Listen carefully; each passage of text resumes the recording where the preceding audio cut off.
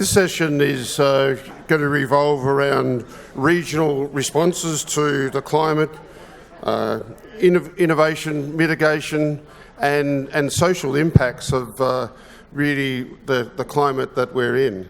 We're really fortunate today to have a number of speakers from, you might say, both sides of the country, from Boggabilla in northern New South Wales and from Bunteen in Western Australia. Our first speaker is Pete Malia from Boggabilla. Pete runs a farming and grazing enterprise in northern New South Wales with his wife Claire.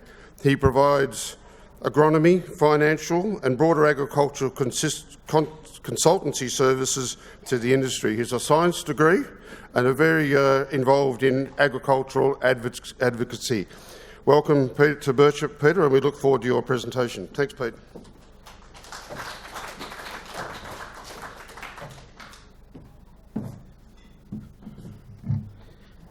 Thanks, John, and thanks to the Birchip Cropping Group for the opportunity to come and talk to you. Hopefully, some of what I've got to say is interesting, and hopefully it's not all negative. So I'll just get on with it, pretty much.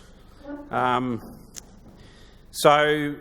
business, Satara, it's just a family farming business, essentially. I went out on my own in 1997 with the firm belief that the golden age of agriculture was upon us and it was all going to be good and easy. And at that age, I knew everything. It was really good.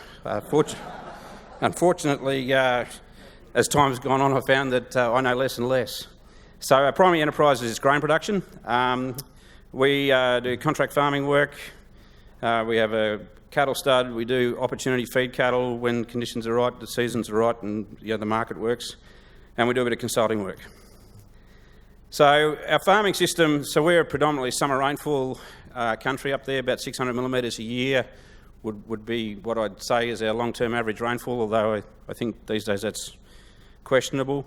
The farming system is developed really around mitigating weather volatility, managing issues around disease, pest, nutrition, and also labour. So it's about optimising our systems. Very much, I think every farmer's doing the same sort of stuff, but it was internally focused on what we could do internally to manage our scenario around us.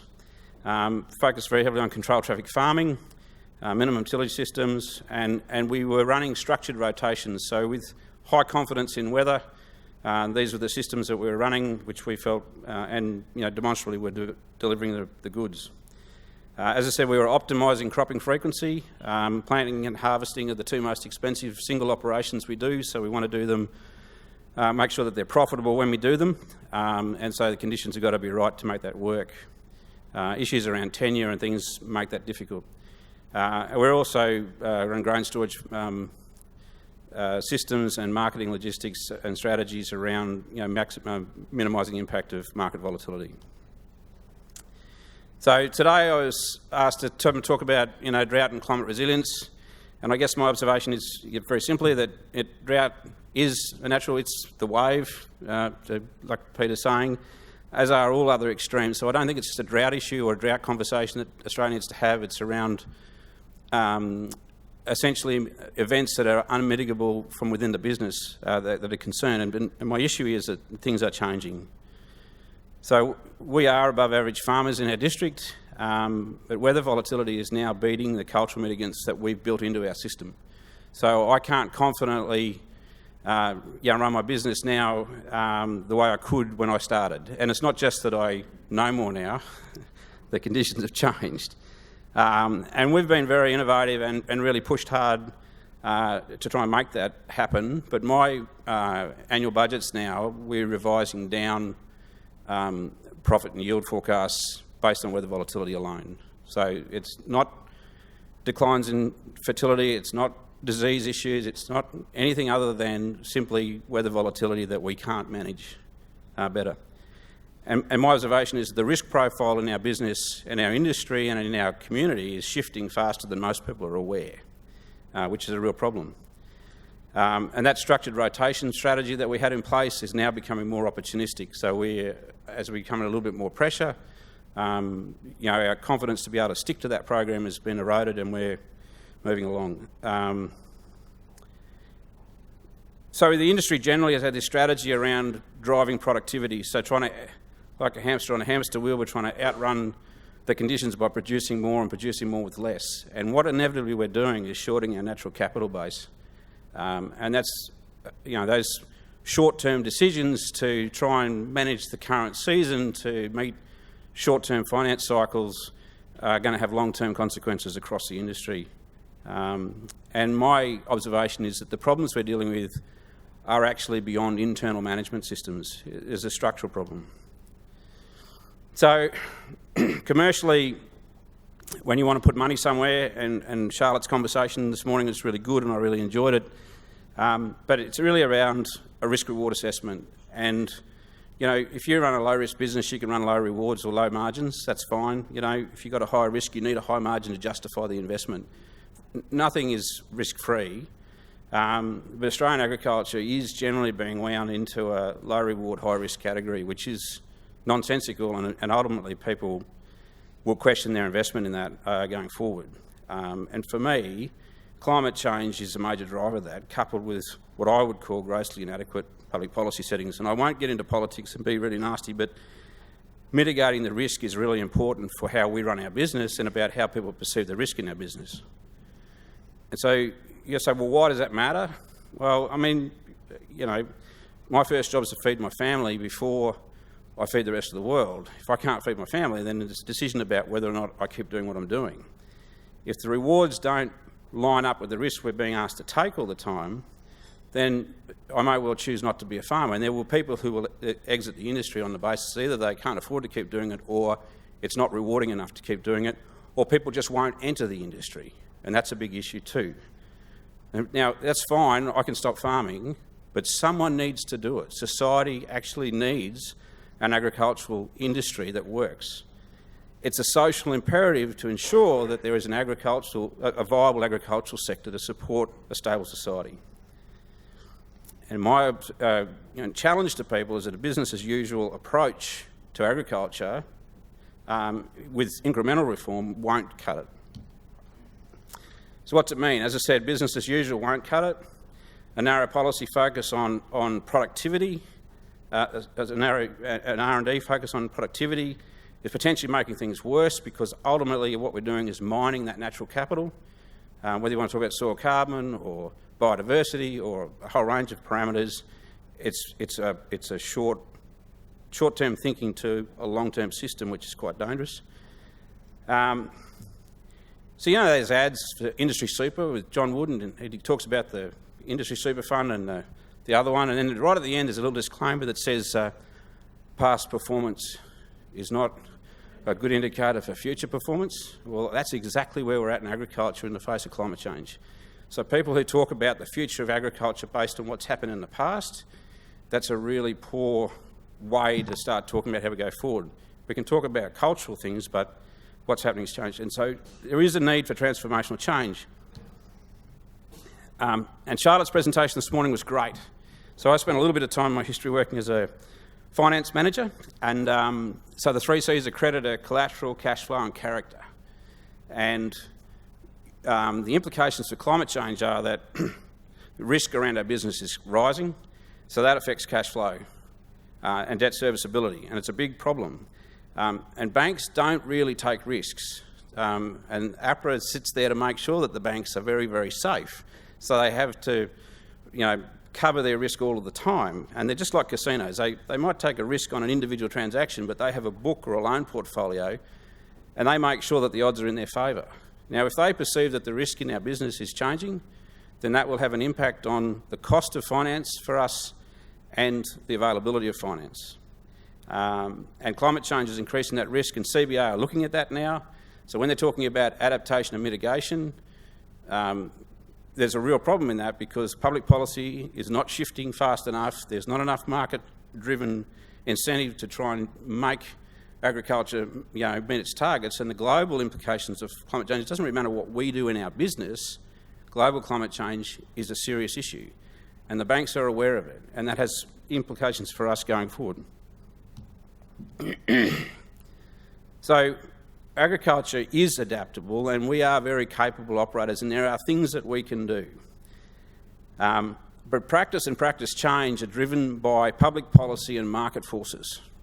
The market doesn't want to pay more for food. There's no central government in the world that wants food prices to go up.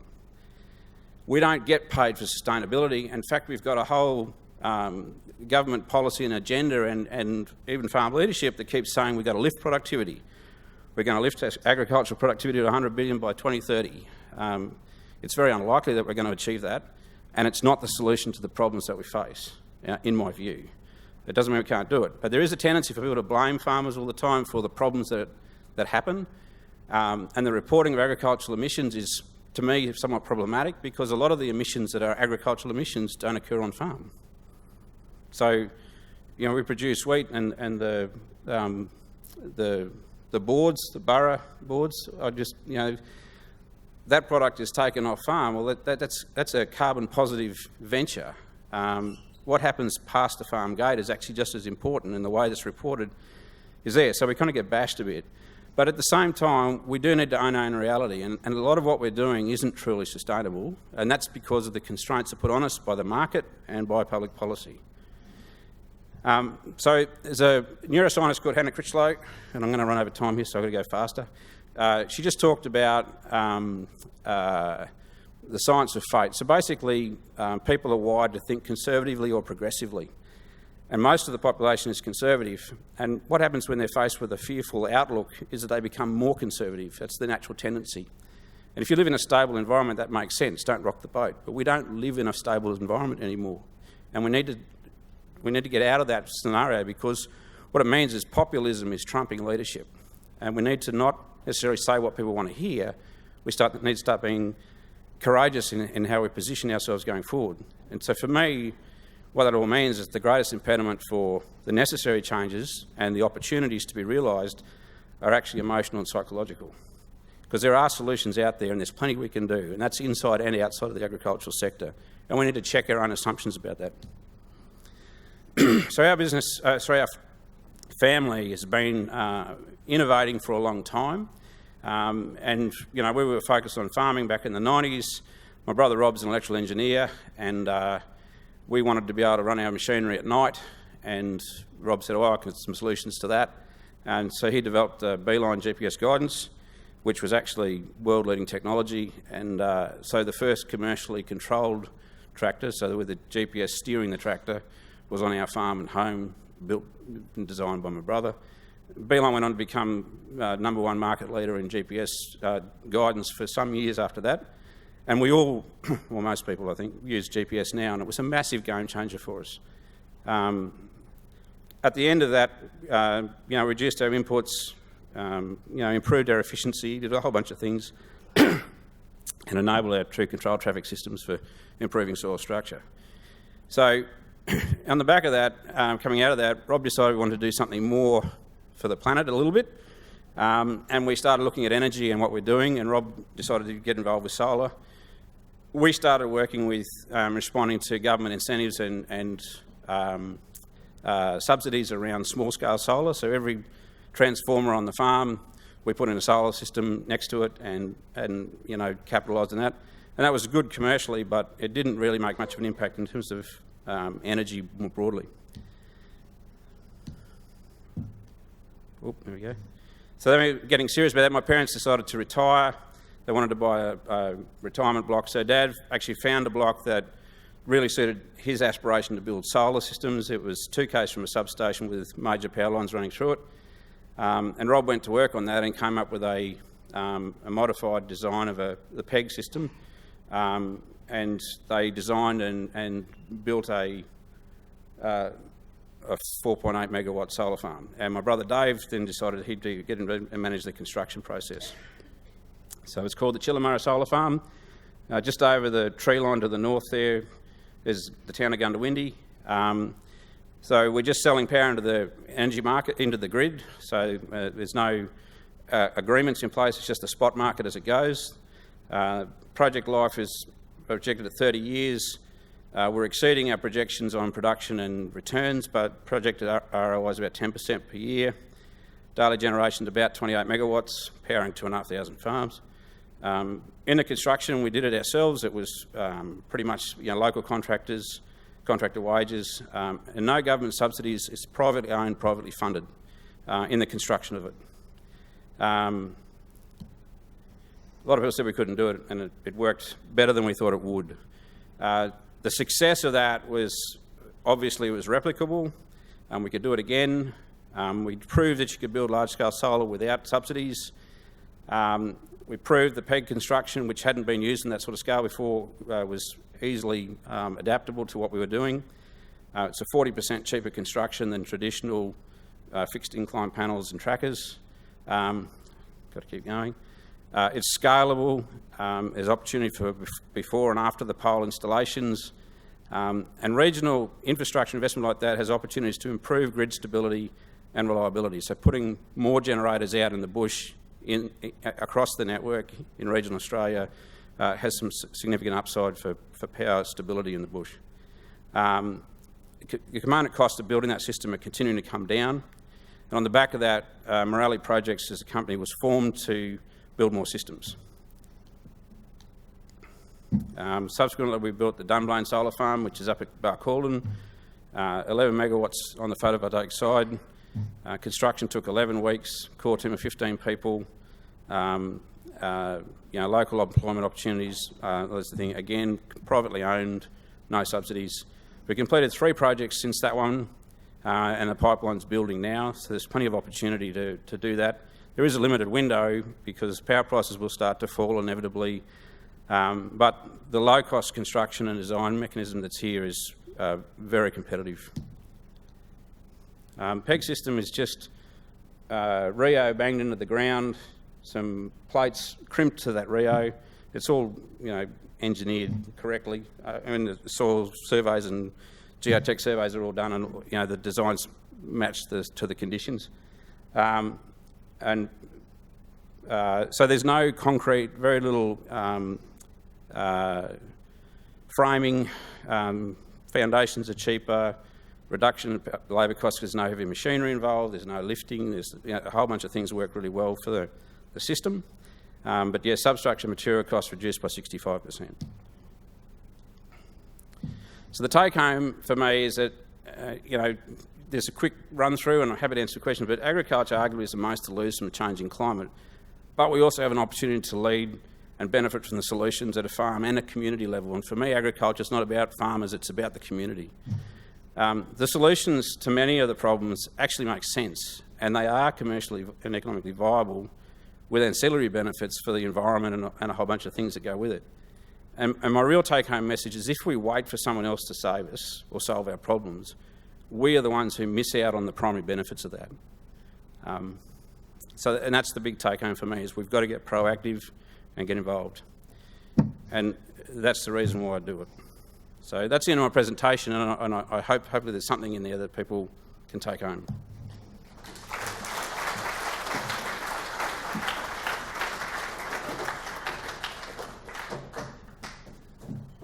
Thank you, Pete, for that presentation. I'd like to invite Stuart McAlpine to present next. It's nice to reconnect with Stuart after a number of years in between, but Stuart is a 4th-generation farmer who owns and manages a 5,000-hectare property at Bunteen in Western Australia with his wife Leanne.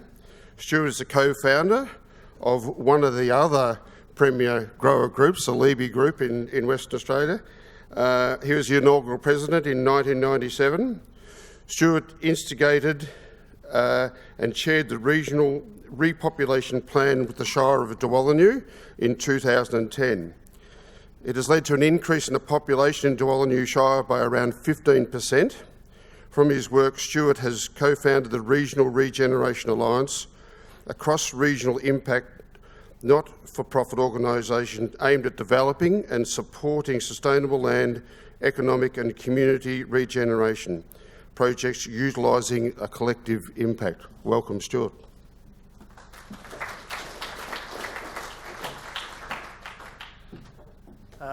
Thanks very much. It's really great to be back in Birchip. Last time I was here was in about 1996. I just dreamed up this fantastic idea about a grower group and thought I was really clever, then did a study tour over here and found out we were visiting the Birchip group, and it was fantastic to come out here and visit the trial site and see someone else had sort of was doing what we initiated. And yeah, the group's been really successful. Great presentation, Peter. Really resonates quite a lot with me, and it's going to make my presentation a lot easier. So I'm going to try and cover a lot of things, and I'm presuming a lot of this stuff will be on loan later, so you can go back. I'm mindful of time, so I wear many hats, and I want to try and cover that because it really is about collaboration that can make change and make us more resilient as regional communities. So I'm not going to talk about all the records we've broken with climate this year, but it's been pretty crap. We had a good period in the middle over there, and things aren't going to be too bad, but we had a big year last year. I'm primarily a farmer. I still actively farm, although John was talking to someone lately and said I'll probably spend about 30% on my farm, but that's probably true, and most of it's volunteer, all the stuff I do. But I really am passionate about regional communities and changing the way we do, and I really put a lot of work into that through sort of a lot of the things I do, even around soil biology and stuff like that.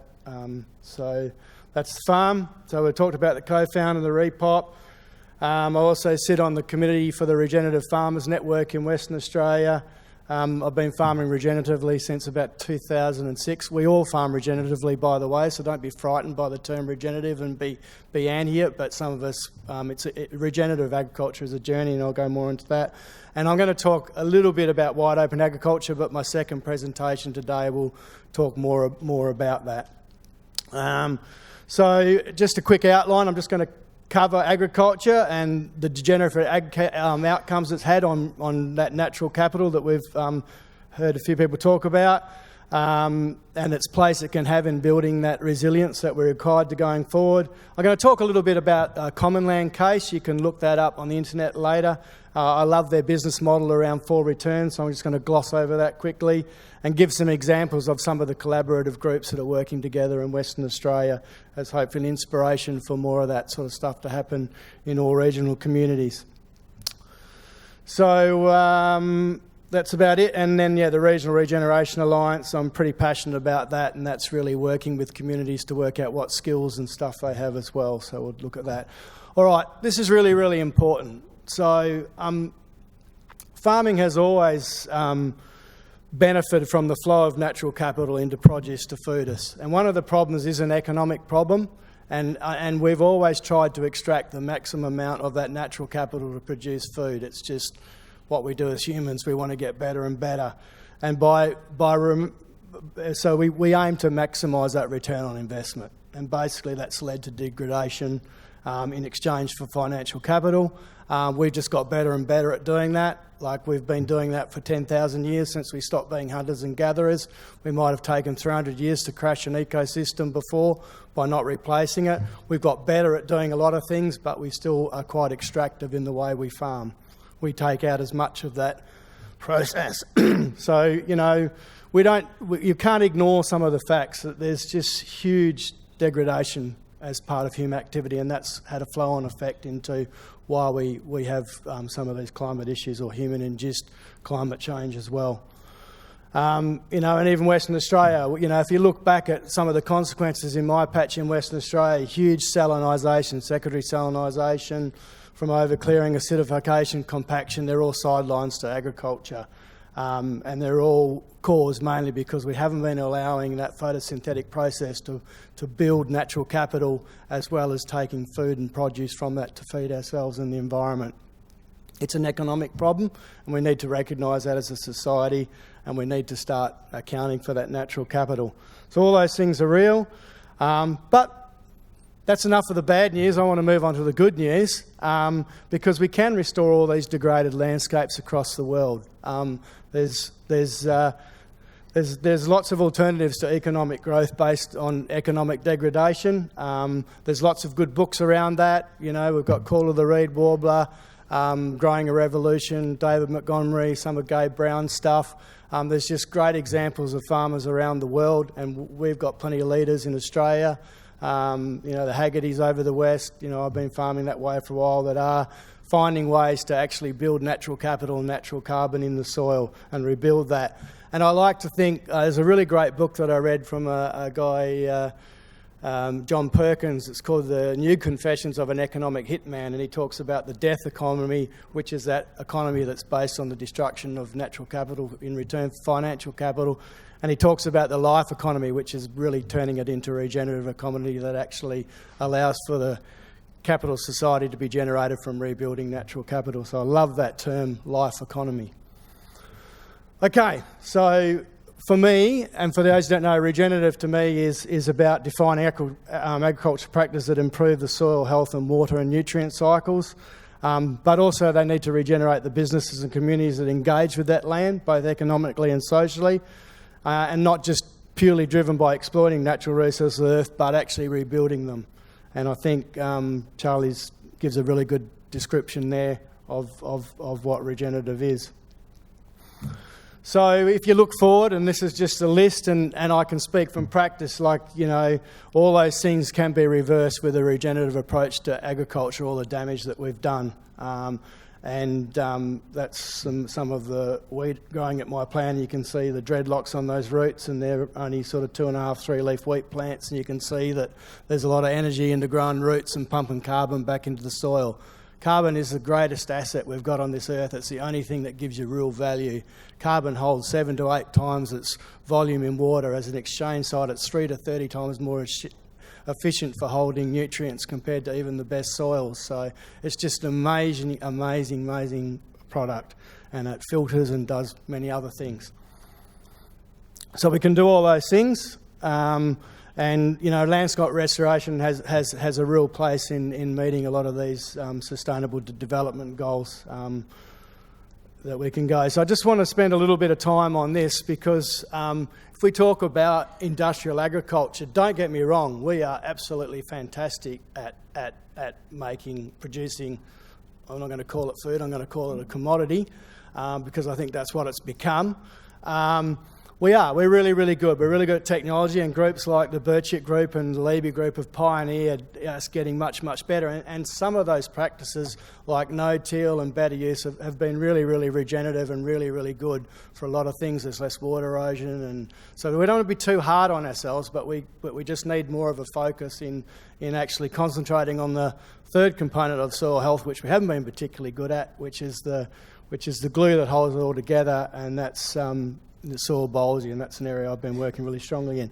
And if you look at that area in a minute, so we're really good at sort of band-aid approaches here, and we can make it work and we get gains, but they don't last, and that's because we're not really looking at the whole system. And this is the sweet spot in the middle when you start getting it all right. That's when you start building carbon and start getting efficient and start spending a lot less money on what you're doing to produce the food that we can grow from a really healthy system. And it's complicated, it takes time, but you can see, you know, once we start building soil organic matter in the soil, you know, you can start improving all these things. They all start to improve and step change. So I'm lucky enough to go and present at the University of Western Sydney at their soil biology masterclass every year, and I got some great slides off these guys. And just to put it in perspective again, another one from Lynn Abbott from Western Australia, and this is also part of the problem why we don't have a lot of information in this soil health area, bringing biology into it, because it just takes time. You know, like 5 years. We know at Birchip, we know at Levy, you're battling to get a trial that'll fund you for 3 years, never alone 5 years. So we want to break everything apart, but we farm a system as farmers. It's a complex system. You could run a trial for 10 years in a row and you'd get 10 different results. We all know that as farmers. So why do we keep doing it? You know, we keep doing the same trials and get different results and confuse ourselves. We need to focus on the system. But I could talk about that all day, and I won't. I want to really talk about this business model that I came across, the 4 returns business model. So it's the quadruple bottom line, which I'm sure a lot of you are. So the Common Land Foundation are based out of the Netherlands, and it's a business model that's come out of the Rotterdam University. And Common Land are a great, have this great model that recognises all those problems about what degraded landscapes learn to in the loss of those returns, but restoring them gets you into sort of, you know, improving those forms of capital there. And the one I really love is that inspiration and hope and that that sort of stuff. And we know that that's been lacking in regional areas, hasn't it? With suicide rates twice what they are with our city cousins, it's a real easy. So we need to create that healthy, vibrant communities.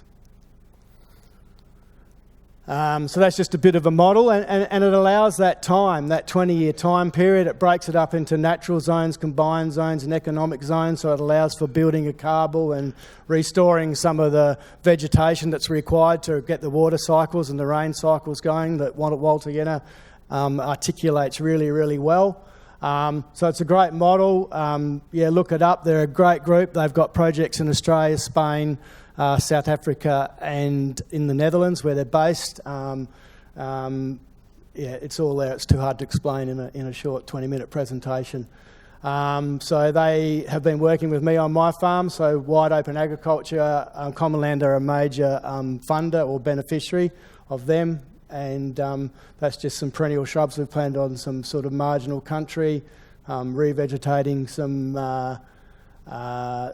natural vegetation this year as well. But I really, really love this focus on the hope as a well-being. It really means a lot to me, I think, and for most of us in regional areas. So it's a really transformable language. We talked about transformation, or Peter did as well. And 20 years is really just realising that to turn things around, it's not going to happen overnight. We're used to farmers reaching for the bottle to solve a problem. We've got to change our systems, we've got to change our thinking, we've got to believe in things, we've got to have a greater and deeper understanding of ecosystem functionality and soil functionality. If you take that time, if you talk about that time frame, you can build trust with collaborative partners. So that orchestration, that collaborative role is really, really important. And, zoom right out to the big picture where you want to go to, but then having the ability to zoom right back in at a local level and target the things that you need to start with to make things happening is really important. Get the business cases going, value all those forms of capital, and then create a pipeline to investors if that's what's required to make it happen. So there's just tremendous opportunities out there at the moment. We've been hearing a lot about that today.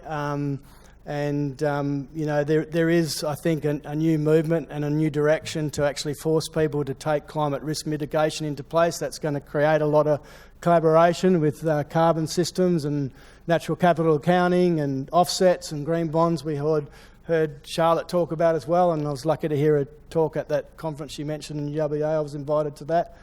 And it's just about, looking at the supply chain and uniqueness of product and actually growing food and not a commodity, create new industries, value add, and regenerate some of the rural communities. We've seen schools close, 40 clubs, tennis clubs, the whole lot. That's part of the problem. We need to get people back out into some of our regional areas, particularly in the west, because we don't have the bigger populations. And that's what we're really focused on with the Regeneration Alliance. So that's just some of the people that I'm working with in those organisations. Really, really exciting, and obviously government and their departments play a role as well. The concept of value adding. So I'll talk a bit more about Wide Open and Dirty Clean Foods, our thing. But it's just really getting back to the basics and understanding the gut biome and the benefits of microbes and boil and the phytochemicals and the secondary chemicals. There's just lots of opportunities out there. We just need to re-engineer what we're doing and start taking control of our industry, because those messages are coming back down from the people that are buying our food. So we've got to work with them at either ends. So really recommend this book called Nourishment by Fred Provenza. It talks about animals and grazing and diversity and all those chemicals and the importance and how every animal's different, like we are as humans, and what we want to eat. Some of these fancy names here. As time goes on, I think we're going to actually understand the benefit of growing food in soil again and the benefit that it has to the health and the food that's produced. It's a long topic. I can't cover it, but it's just flashing up there. Meat's the same. We're quite involved with Dirty Clean Foods and grass-fed beef because of some of those reasons that are up here. And obviously, what we're finding with a lot of us that are working with heavy bulge in our soil is that we're just not picking up residues in any of our produce, even though we're still using some chemicals and pesticides in our system. We're obviously trying to use less, and certainly don't use much at all, but it seems to be coming through that that's quite strong, so that's a good sales point.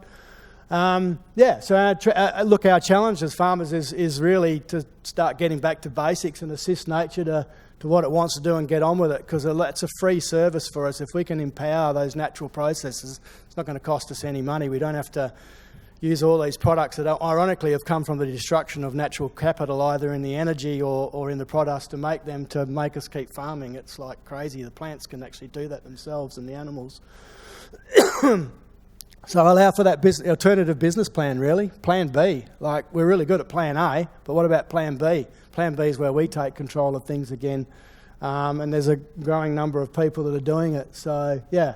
So food production must play a role in building soil and not be treated as an industrialised commodity in its production for a least cost in the short term without accounting for the environmental damage it brings. And collectively we can make a change by leading an example to improve and involve our agriculture systems to impact on the long-term health of our soils and the well-being of animals and humans that consume that food.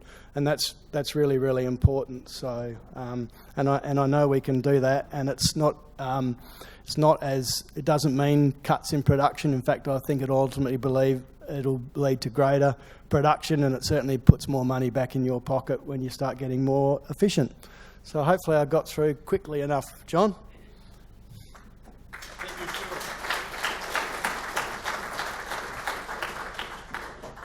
Thank you, Stuart. Thank you, Stuart, for another thought-provoking presentation, which is very good. It's really a pleasure to introduce Lauren Rickards. Lauren is a social researcher with over a decade of experience in examining the close relationships between agricultural, rural communities, climate extremes, climate change, including leading the 5-year Critical Breaking Points program, which we ran at BCG during the Millennium Drought period and the subsequent floods. It is a report that's still quoted quite often, Lauren. Lauren is an Associate Professor of RMIT University. She is the lead author with the Intergovernmental Panel on Climate Change, working with the Australian-New Zealand chapter for a large forthcoming assessment of climate change, vulnerability and adaptation. Welcome, Lauren.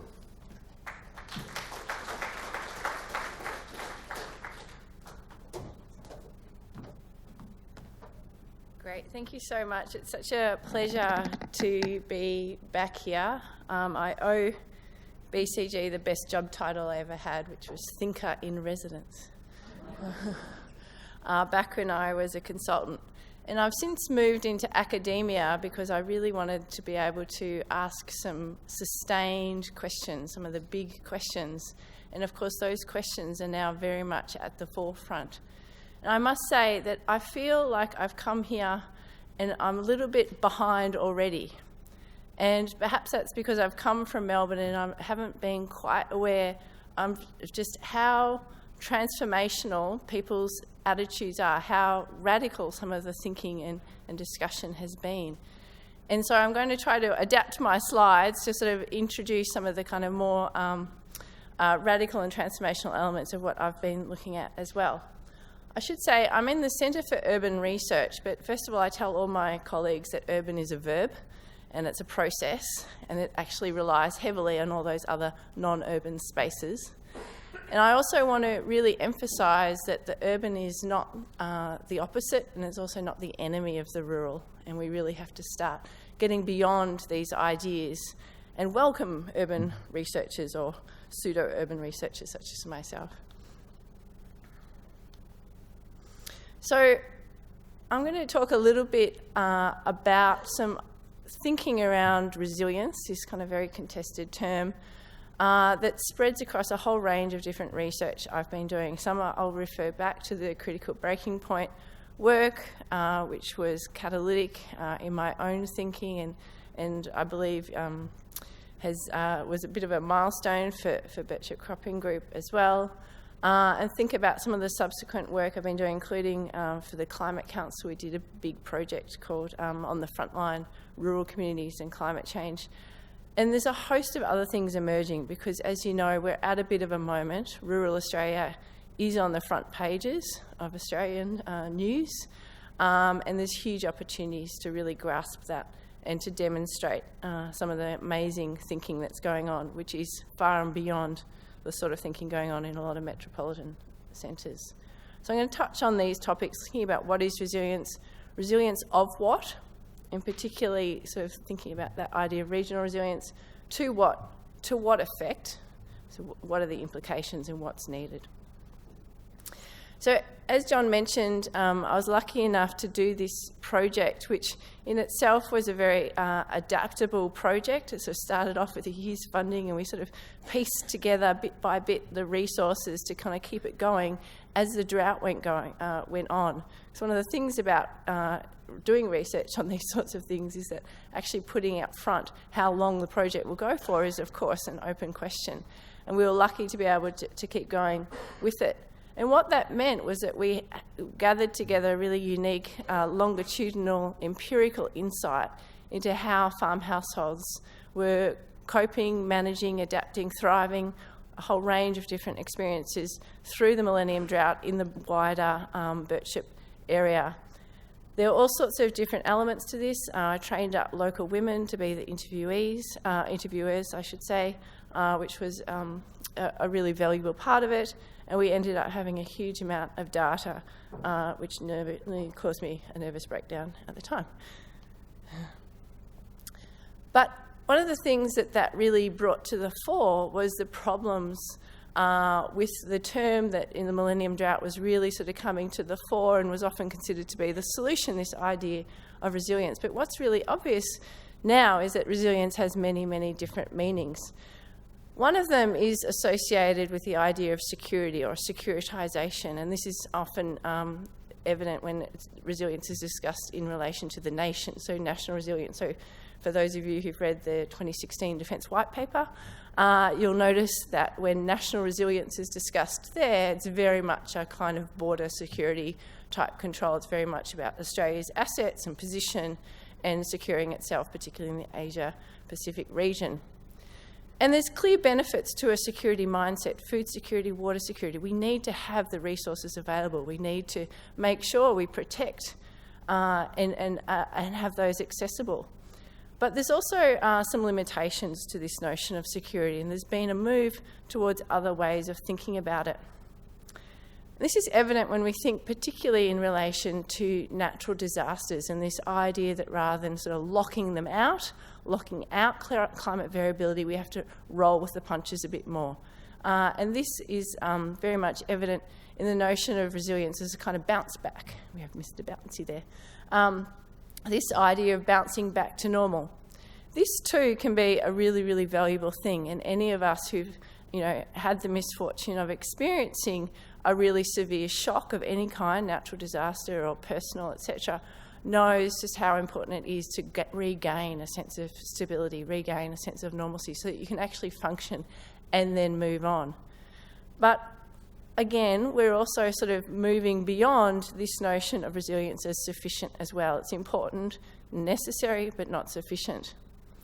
And this was really brought home to me in discussing resilience with some of the farmers in this local area through the critical breaking point work.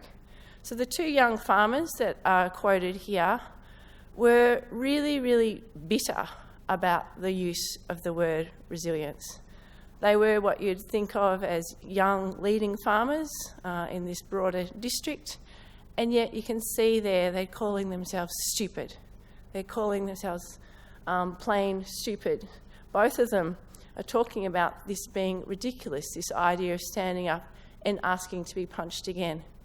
And I think they were ahead of their time in that collectively we're starting to realise, you just have to look at some of the debates about drought policy at the moment, starting to realise that while again, of course, we do have to get ourselves onto our knees, onto all fours, we do have to stagger up. If that's all we're doing, and we're doing that time and time again, we're not learning. And so, again, this sense that actually farmers were the ones thinking about this sort of a decade earlier than the national conversation. So what you then start to get is a sense of resilience is actually not only just bouncing up and down like a silly ping pong, but actually being flexible. So hitting something and moving, but still growing, And I think the grapevine is a beautiful kind of metaphor for the sort of combination of strength and security and also agility. It entwines itself. It is extremely robust in some ways, but it's also flexible and moving. And so we're starting to come to a national understanding that this is kind of what resilience means. We have to be like that beautiful grapevine there. And again, this was evident, 10 years ago, when we were talking to some of the farmers in this area, where not only were they saying it's not enough to simply stand up again, but they're also talking about the need to change, putting it into their own wonderful words, as you see here. You don't just say better luck next time, let's just hope that things work out differently. You actually need to start making changes. Of course, that's where the big question comes in. What changes? How do we make those changes? And so this is where resilience starts to come into conversation with the need for longer-term climate change adaptation. And I haven't got time to sort of keep going on this particular theme too much, but in the broader literature, there is a shift towards understanding resilience as resourcefulness. And I was going to put up a picture of MacGyver, but the pocket knife is the sort of image there. But that idea of kind of making do with what you have at your disposal at any one time. And there's a lot of turning towards older ways of doing things. We have a lot of knowledge of older ways of doing things. There's talk even of thinking back to how we did things during the Great Depression, during the war times, during times when there were great stresses. How did we get around doing these things? The craft movement is a kind of fairly hipster version of that. But this resourcefulness, I think, is a really useful idea to keep in mind as well. And the other one is thinking of this, it's a little bit like the grapevine, but it's over much longer time frames, this idea of evolving. And as we know, we won't go into it, but the whole evolution thing isn't necessarily normative. It's not like every waking day on the planet is better for all the organisms there. It's not like we're all improving, but we're nevertheless adapting to changing conditions. And that idea of evolving to meet changing conditions is really important as well. So then we move on. So that's about what resilience is. And then we need to think resilience of what. And often we have a really habitual kind of approach to this. Well, we obviously want to make our existing situation resilient. But in actual fact, again, out of the critical breaking point work, it became clear that people were being forced to think beyond existing farm structures, existing situations and work arrangements, to actually think, well, which bits do I really, really want to protect and maintain, and which bits am I open to shifting and changing? Which bits are changing anyway? So rather than thinking of something as fixed and sort of that kind of, automatic, somewhat security mindset, it was about thinking about what was really, really important and how things could change. So we spoke to families that were actually making extraordinarily innovative and complicated decisions to actually maintain what was most important to them, which was to stay together as a family. And in some cases that meant relocating, so decoupling the family from the farm, entering into that commuter farming kind of mindset. In others, it was about very complicated off-farm work arrangements. In others, it was selling and shifting different enterprises, leasing. A whole range of innovation and flexibility was injected in there as they became clear about what it was they were actually trying to make resilient, and it wasn't necessarily the existing situation. And what also became very, very clear was, of course, that no farm family or household can think about this in isolation from all the enabling factors that enable them to keep going. And we've already heard today about some of the sorts of flow-on effects that can occur when a work situation changes and the spouse's work is no longer available. That will then have flow-on effects for a farm family, schooling, etc. All of these things are what enable farms to stay in a district. And Birchip Cropping Group is an excellent example of such an entity, and also an entity that's very much aware of that social, physical, institutional complexity as well. When we think resilience of what, and we start to talk about regions, we also have to remember to think very flexibly about what counts as the region. Under climate change, the notion of biophysical regions, for example, is itself shifting. So the different boundaries that exist between biophysical regions is changing. So again, rather than being habitually focused on what we have now and how to make that resilient, we also need to be aware of different shifts in things. One of the things that's really common in the urban resilience literature and urban resilience space is very much this idea of virtual connections and connecting between cities. And one of the problems with this is, of course, they kind of ignore their rural hinterlands, but they do gain a lot of resilience by thinking about how to connect and create social capital between cities.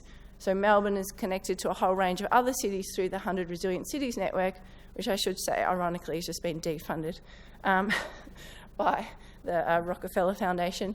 But nevertheless, there's that notion of community that's very much a virtual and digital community. So complementing place-based communities with virtual and connection groups and being very flexible with the sorts of groupings that we work with.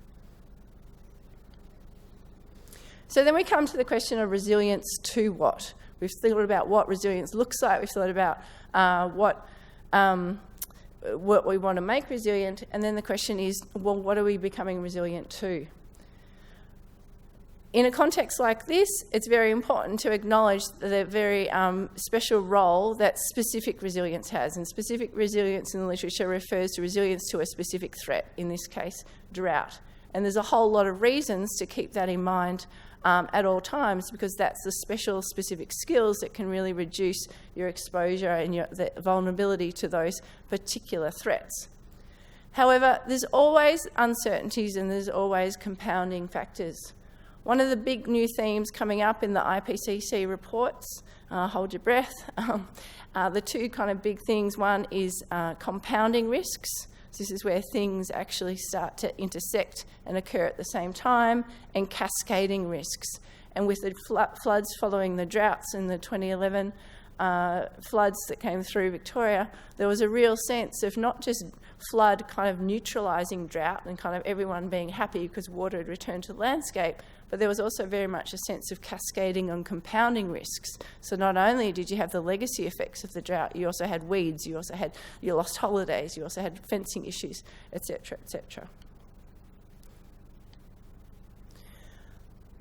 We heard from Stuart and also from Pete about the value of capital, and Pete made the great point about short-term compromises having long-term consequences. This analysis, again, comes from the Critical Breaking Point report, and it was about some of the decisions that we were seeing farm households making that was causing an erosion of their sorts of capital. So from a financial and physical perspective, you expend your savings and you start taking on credit or debt. Then you start selling the non-productive goods, extra machinery, that sort of thing. Then you actually start selling the productive stuff that you actually need to actually make money, such as land. And then you start entering into a really high-risk situation. And these cascades are really, really difficult to reverse, but they're the ones that really have to be tackled. Likewise, there's a human and social capital version you can see there, and likewise the natural capital one, which we heard Stuart discussing as well. And so there's a need to not only stop these cascading risks and impacts, but to also start reverse them. And that's what resilience starts to look like when we start to move beyond specific resilience to generic resilience. And I tell my students, generic resilience is like the general level of fitness that a sports person needs to have that underlies their ability to have the very highly precise skills they need for their particular sport. There's no point having amazing ball skills if you're too unfit to run on the field, for example. So you need to have both. And then the final question is resilience to what effect? So let's say that we all manage to work out what we want to be resilient, how we're going to go about it, resilient to what, and we all succeed at that. What does the world look like? Well, in actual fact, it doesn't necessarily look like the rosy picture that we necessarily think about, because what we have to do is we have to start thinking about what the effects of actually creating resilience might be. And there's three risks here that we need to keep in mind. One is that what we've chosen to make resilient actually may miss signals that itself needs to be transformed. We get the stranded assets situation, where actually we've missed the very important messages that whole systems need to change. So moving away from a fossil fuel-based system is a massive, massive shift that's being resisted, but is, I would say, inevitably coming. And so making the fossil fuel system resilient to specific risks, and I've just written a section for the IPCC report about coal mines and fires and floods and that sort of thing. Yep, sure, that's part of it. But eventually, if that industry is not looking 20, 30 years ahead, when those fossil fuels have lost their social licence, then they are not going to actually ultimately be resilient. Secondly, resilience can lead to a sort of individualism in our thinking. So we might all be fine. We might make ourselves, extremely resilient. We might be feeling fit and fabulous, in fact. But what about those who haven't been able to do that? One of the things about climate change is that it really risks reinforcing existing inequalities. So who's being left out there and who needs a leg up? Who do we need to help? And the homeless population is obviously extremely vulnerable to climate change. And the last one, this sign here, one of my favourites, "Stop Calling Me Resilient," is very much about the sense that resilience can lead to a policy inclination or a public inclination to say, you'll be right, mate, no worries, let us know how you go type thing, when actually you need a whole lot of support. And the last slide is the three sorts of things we need. We need to be attentive and adaptive in what we're doing in the name of adaptation. We need diversity, experimentation and learning of the sort we're practising here in this room today. And we need collective and collaborative efforts of all sorts of different groups, scales, regions, etc., that we've heard endorsed also from the other speakers. Thank you. Thank you.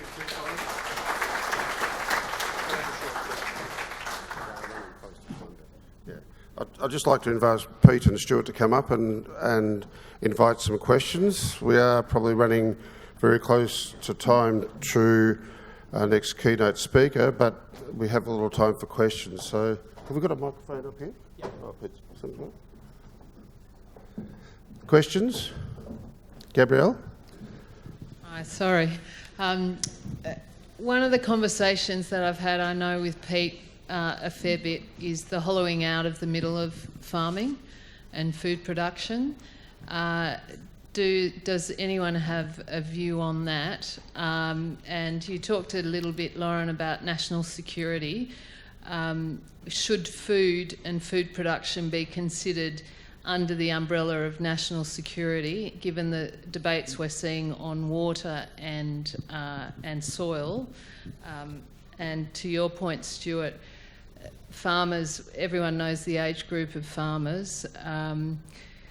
When I talk to conventional farmers about the sort of stuff that you're talking about, I get exhaustion because the lead times to recover from drought periods like this one are getting shorter and shorter, and they simply do not have the energy at the end of the day to think about transitioning to a different system.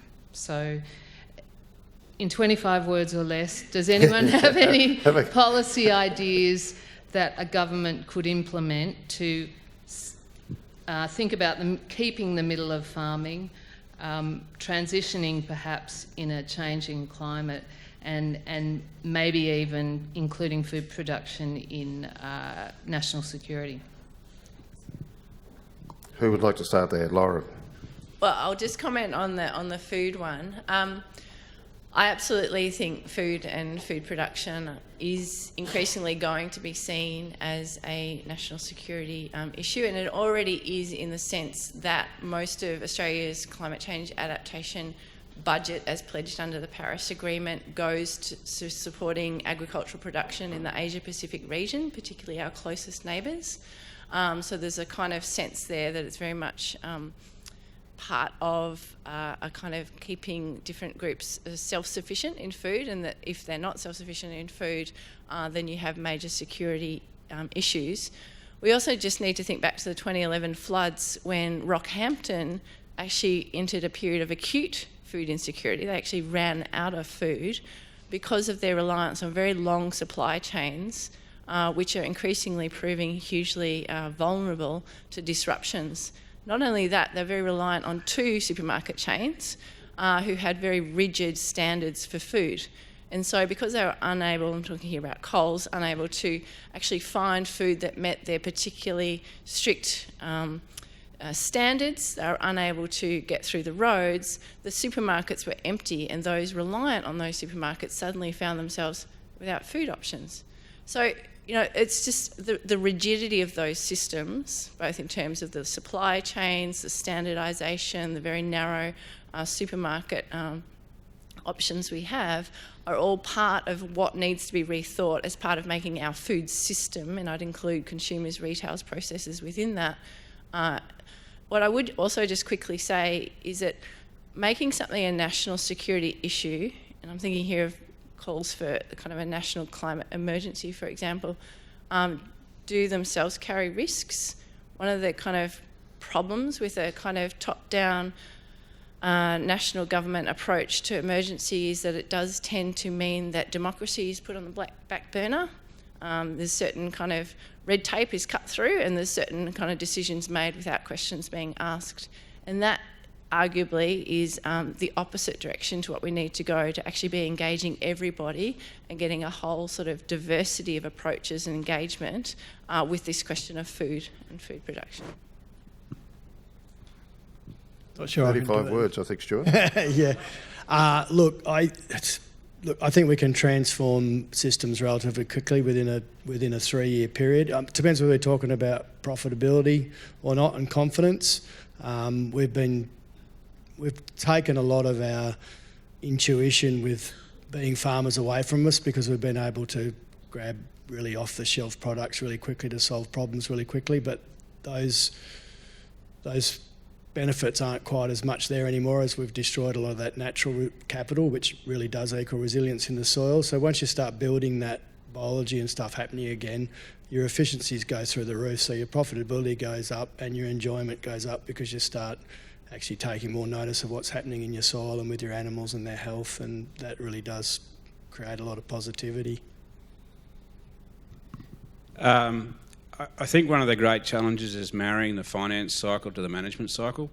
So enabling regenerative agricultural practices and transformations in production systems relies on people being able to actually manage over those suitable timeframes. I think there's actually a lot of scope for government policy and to enable those long management cycles and provide foundation for long finance cycles on that basis as well. That's actually probably, to me, one of the key enablers for managing drought and the wave effect and the events we've got, is if you take the short-term financial pressure away and you allow people to manage for the long term and look after their natural capital better, then you build that resilience back in quite quickly. And I think that's one of the key foundations going forward, is trying to change that finance structure around the agricultural system and around entire regional communities. And a lot of what we're doing with solar and things, they're great community opportunities as well. But to me, that's the biggest obstacle, is finance cycles don't marry up to the obvious natural cycles we're managing. It's not so much a payment. It's about innovation in the structure of facilities that service agriculture. So I think one simple example is to look at hex-style landing for agriculture. Your obligation comes when your income comes, so you're not tied to a short-term cycle. I mean that's a very crude and simplified assessment of that. But there are also ways to management on tenure. So the notion that we all own our own farm is a little potentially outdated, particularly for new entrants into the industry now. So one of the opportunities is to provide long-term tenures that are also tied to that management output and management performance. So making it affordable, and that's actually something government can do really easily. In terms of hollowing out the middle, we're losing family farming enterprises out of the business, and in fact they're the ones who provide, I would argue, the best stewardship, because they identify with their land. And so facilitating that kind of connection an emotional connection and a legacy management sort of aspiration is really important to underpinning our long-term sustainability and resilience. So there are actually really simple ways for the government to get involved with that. It's simple, like start buying farms and provide long-term tenures to new entrants who are qualified to do the job really well. It's not one for all, but sorry. Yeah. Thank you. Unfortunately, I'd like to take some more questions, but we are running behind, and what a fantastic presentations we've had from Lauren and Stuart and Pete. I'd like you to thank them.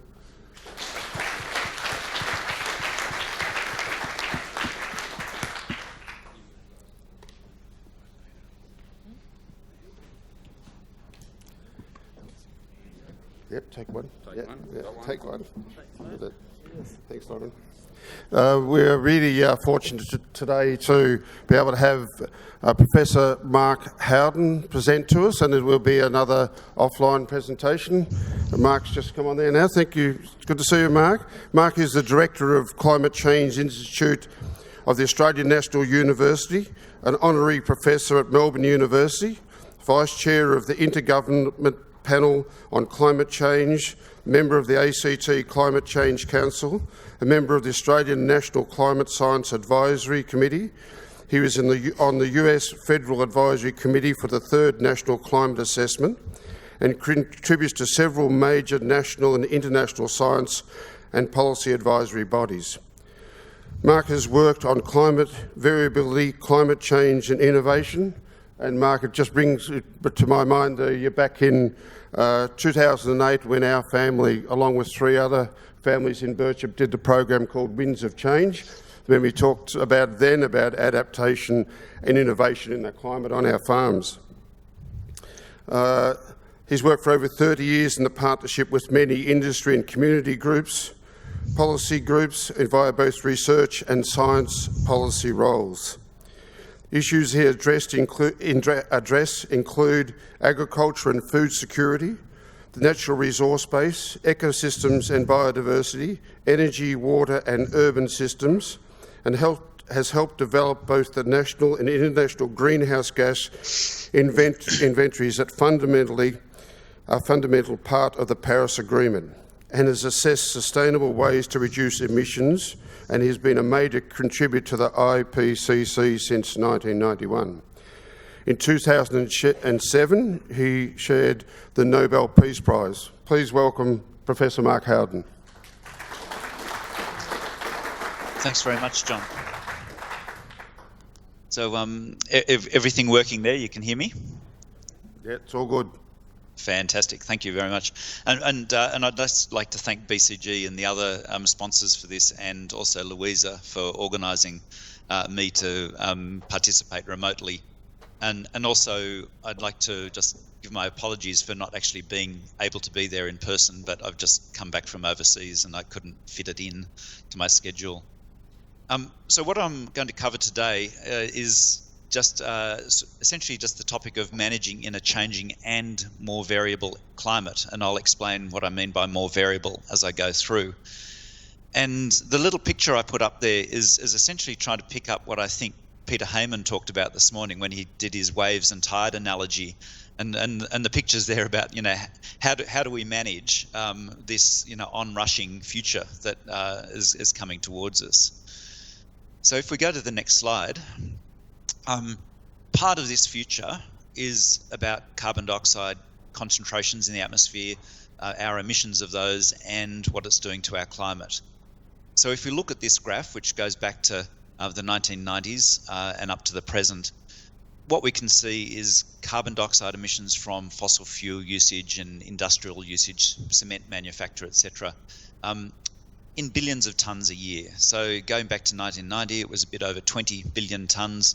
Now it's just under 40 billion tonnes a year. And you can see how quickly it's grown in those few years between that's shown on the graph. And importantly, it's such an incredibly strong driver of change in our societies, or responding to the changes in our societies. So you can see around about 2008, 2009, there's a little downwards dip in the graph. And that's the effect of the global financial crisis. That's all the effect of the global financial crisis, something which, significantly impacted on our economy then and still does right to this day, almost had no impact at all on carbon dioxide emissions. And unfortunately, over the last few years, we're back to that slide, haven't quite finished yet. Over the last few years, those emissions have gone up. They flattened out for a few years with renewables and swap over from coal to gas in some countries. But in the last few years, they've gone up. 2018, they went up over 2.5%. And this year, they look like they're going to go up even more. So in spite of the Paris Agreement, which says we should reduce our greenhouse gas emissions, the reality is we're doing exactly the opposite. They keep on going up. So next slide. So we've actually known for over 150 years that if we put carbon dioxide in the atmosphere, it'll actually warm the Earth. Essentially, it acts as a blanket in the atmosphere, keeping some of the heat in that will otherwise get lost out to space. And because we've been producing such huge amounts of carbon dioxide and other greenhouse gas emissions like methane and nitrous oxide, it's not surprising to see that the globe has warmed. So this is a graph that comes from the IPCC's 1.5 degrees report last year, and it shows four things on this graph. So the sort of blue line in the middle, going back to 1850, you can see that that's effectively flatlining. So that's the temperature variability, or a temperature anomaly, so it's temperature against the long-term average. And you can see that effectively that's pretty constant. And so that's saying just the natural influences, the best estimate of natural influences on climate have been constant over that 150 or so years. The little dips in that temperature line are things caused by things like volcanoes, which produce particulates which go up into the atmosphere and reflect some of the sunshine and keep the Earth slightly cool for a few years, until those particulates settle down and then the temperature goes back up. The orange line is the best estimate of the impact of human activities through greenhouse gas emissions on global climate, and you can see that goes up particularly over the last few decades. And the red line is the combination of the natural and the human influences, and the sort of grey wiggly line behind is the actual observed temperature increases. And you can see that the combination of human and natural influences closely mirrors what's been observed in the global climate. And if you look at that graph, it shows that we're already a bit over 1 degree Celsius above the long-term baseline. At the moment, given the current trends, we're likely to reach 1.5 degrees, which is the lower Paris Agreement target, by 2040. And perhaps as early as 2026, depending on what happens in the Pacific with the Pacific decadal oscillation. If we look at our land, just the land, ignoring the oceans, our temperatures have already gone up an average of 1.5 degrees Celsius over the land. So the land is heating up faster than the oceans are, quite a lot faster. And so we're already seeing significant climate changes arising from human influence. Next slide. So when we actually say, okay, well, what's happening here? Well, it's actually happening everywhere. So what this graph shows us from NASA, and it's just the temperatures last year against the long-term sort of baseline. And you can see that those temperatures are going up pretty much everywhere, and parts of Australia were going up pretty much as fast as anywhere else in the world. So there is no escape. This is a global phenomenon. There's only a couple of little patches like south of Greenland where those temperatures aren't going up, and they're happening for very specific reasons, which I can talk about later. So next slide. So this is a quick animation. If we stop the animation for a sec. This is a quick animation, and I'll just describe what it shows, because I think it's really important in terms of understanding it's not just average temperature that's changing, but also the variability of temperature, which is changing. So what this graph showed is the temperatures against the long-term baseline of lots and lots of different places on Earth. So the little coloured dots down the bottom of the graph, each of those dots is a separate location on the Earth. The black line, the horizontal line, is the equator, and so above that line is towards the North Pole, and below that line is towards the South Pole. And the colour is coded according to the temperature. So it's red if it's warmer and it's blue if it's colder than the long-term average for that location in that year. So in this case, it's something like about 1920 something. I can't quite read the number up there, which year it is.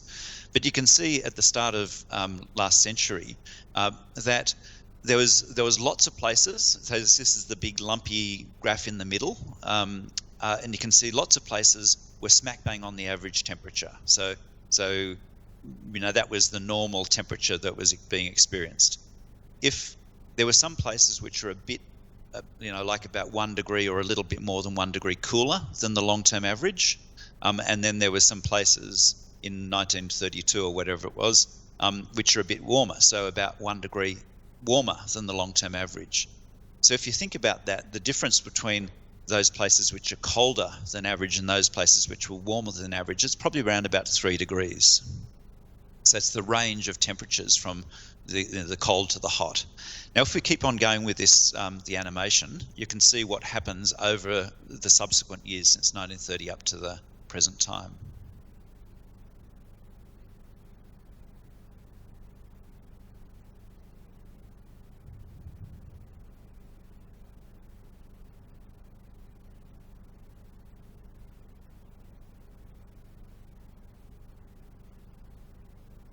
So that was just last year, and what you can see is that sort of lumpy graph on the top, the average has increased, and that's the global warming influence, and that's significant.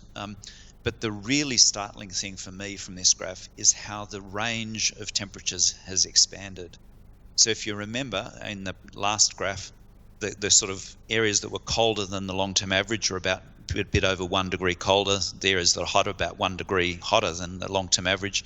But now we're getting places which are actually a bit colder, 2 degrees or more colder than the long-term average, but some places getting 5 degrees or more hotter than the long-term average. So that range, which used to be 2 or 3 degrees, has now exploded to be about 7 degrees. So the variability of temperature has exploded in that time. So it's not just about the average temperature going up, that's warming, it's the temperature variability and the risk associated with that variability that has really gone up. And that's what I think is really important that's showing this graph. It's produced by a guy in Finland called Antti Lipponen. And I just think it's really interesting because it really brings out that idea that it's not just about the averages we have to manage, but it's about the change in risk profile that we have to manage with climate change. So if we go to the next slide. So in the IPCC report, which I think Lauren just referred to, is that this is what we call the land report, land and climate change.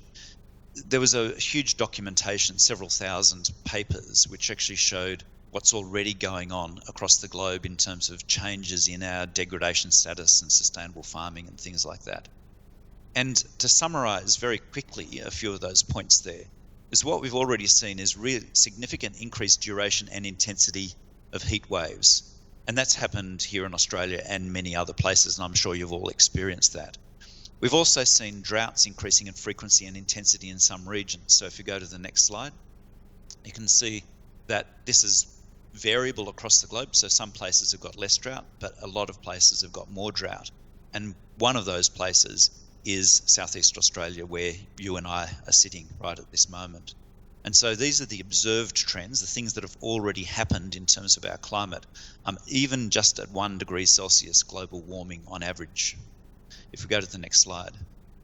We've also seen an increase in heavy precipitation events, which increase soil erosion risk and flood risk. So what happens is as the temperature of the atmosphere warms up, it can hold a lot more water, in fact exponentially more water. And that means that when it does rain, it tends to rain much, much more intensely, and that increases the flood risk and erosion risk. But at the same time, it actually takes longer to sort of fill up the atmospheric bucket, and so we get longer gaps between rainfall events. So when the rain falls, it falls heavily, but bigger gaps between those rainfall events. We've also seen increase in dust storms in many places, including in Australia, and we've seen shifts in climate zones, particularly the expansion of arid zones and the polewards contraction of what used to be wet areas. So if we look in Australia, we can see that happen. I'll show you in a few minutes what that looks like. So we've already seen changes across the globe. that are impacting on sustainable agriculture food security. If we look more locally at Victoria, a graph straight from the Bureau of Met website, we can see in this case the temperatures go from 1910 onwards, and we can see, particularly over the last few years, a really significant increase in temperatures, with the last few years the average temperature across Victoria being a bit more than 1 degree above the long-term average. And that's, for the Bureau, they use a 1960 to 1990 average, which is different from the previous graph, which used a pre-industrial average, an 1850 to 1900 average. So to get to the equivalent numbers, you've got to add about 0.4 degrees to this. So we're already about 1.5 degrees in Victoria above that longer term average that the previous studies were referring to. And so Victoria is probably, line ball with the rest of the globe. So the global temperatures on the land have gone up about 1.5 degrees, and that's what it has in Victoria. So go to the next slide. But even though some of those temperatures, like 1 or 2 degrees, don't sound like a lot, is that they actually have really significant impacts on cropping systems and other agricultural systems. So as an example of this is some work that Zvi Hockman did. So Zvi's pretty well known down in your part of the world. And what this did, it looked at the average temperatures across different periods of a crop cycle sequence and the impacts on yield. So this is water limited yield. And you can see on the left-hand graph, if the temperature across the crop growth period, that's from establishment through onwards, you can see that if the temperature was low, around about 17 degrees, you're getting about 6 tonnes a hectare. Once it goes to about 19 or 20 degrees, it's about halved your potential yield. And once you go to 23 degrees, you've shredded your yield almost completely. If you go to the period before anthesis, before flowering, you even get a greater sensitivity. So cool conditions like around 16 degrees, you're getting your yield of around 6 tonnes per hectare. Only you have to go up 2 degrees and you essentially halve your yield. So when you actually start to look at it like this, what sound like small numbers, 1 or 2 degrees, actually makes a really big difference in terms of your potential production. So go to the next slide. And the reason why I think this is important again is that it's not just happening locally, but it's happening pretty much everywhere. The same story globally. So if we look at the average temperatures across Victoria, so this is a graph which shows going back to 1910, and what it shows is the area of Victoria which is experiencing what would have used to have been a really hot year, like a 1 in 10 year, the hottest 10% of years. And you can see over the recent years is that everywhere in Victoria is experiencing what used to have been considered an extremely hot year. So there is no escape. There's no place you can go in Victoria or New South Wales or the Murray-Darling Basin or globally where you can effectively get away from this. We're all in it together, and we need to start thinking about how to adapt to this together, which is part of the message that Lauren was talking about. If we go to the next slide, but the really important thing, as I mentioned before, it's not just about the hot end of the spectrum, which people tend to focus on, but it's also about the cold end of the spectrum, which is actually getting worse in some places as well. So this is work from Steve Crimp, who did this for his PhD, looking at frost and frost risk in southern Australia. And this is a plot which sort of integrates that frost risk. So if you look at the bottom of the plot, it goes from 2 degrees on the right-hand side to -2. So 2 degrees is a light frost, -2 is a heavier frost. And if we go to the vertical axis, at the bottom it starts at the middle part of the year, and at the top it's effectively about now, sort of end of October. And you can see the little shaded part in the middle. That's essentially the frost risk in the 1950s, and this particular location's in Wagga in New South Wales. But I'll step through this in a second, decade by decade, so you can just see how this changes over the subsequent decades. So if we just flip through the next few images, that's 1950s, this is the 1960s, then 1970s, 1980s, 1990s, and year 2000s. And so you can see that we're actually getting really significant changes in the day of last frost and the severity of frost in this location. And that's pretty similar right across the southeast. So what's happening here that's actually generating at the same time average temperatures are going up, but at the same time extreme cold temperatures and the damage associated with those is getting worse, is that's because our high pressure systems are being affected by climate change. So they're migrating further south and they're getting more intense. And that results in bringing up southerly ocean water, winds off the Southern Ocean, sort of super cooled winds, which come up over Southeast Australia and add to a combination of clear skies because we're getting less rainfall and we lose more radiation out into the space in those conditions. So a combination of lower rainfall on average and these changes in circulation patterns are generating this increase in frost. And again, that's just emphasizing that risk associated with both the high end and the low end temperatures has gone up. Next graph. And as we'd know, it's also impacting on rainfall for the same reasons. Our high pressure systems have migrated. And this is the southern wet season, so spring through to autumn through to spring in Victoria, and you can see the long-term trend is downwards. Obviously lots of variability, we get variable decades, but the long-term trend is downwards. And so that's combinations of those temperatures and rainfall changes really significantly add to risk in our agricultural systems in your part of the world. If we go to the next slide, this just looks at how rainfall has changed. This is work from David Stevens over in West Australia. The left-hand panel is the historical rainfall patterns, essentially coding them like tropical versus Mediterranean style rainfall patterns. And the right-hand side just shows the more recent pattern. And you can see effectively that the desert has moved out to the coast, so it's sort of expanding, the dry zone is expanding, and everything has moved south. So we're getting a more tropical environment further south than we used to get. And so, again, this actually is increasing our risk because we heavily rely in Southern Australia on moisture over that winter period rather than moisture in the summer period. So if we go to the next slide, this is work by ABARES, the Bureau of Agricultural Resource Economics, Neil Hughes, who did this. And what they did was they took production statistics from farms across the broadacre agriculture zone, and they separated out the management and technology signal, which is a very positive, strong one. And so, in the absence of climate change, our yields would have been going up significantly because we've had improved management and improved technologies in our systems. But then they separated that from the climate signal.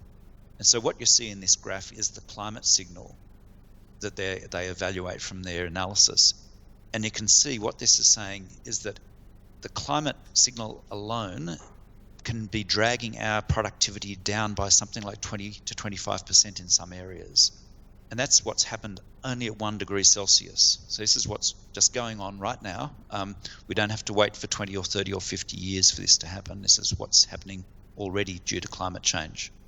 So if we go to the next slide, this is the projections, possible futures associated with our greenhouse gas emissions and the temperatures associated with that.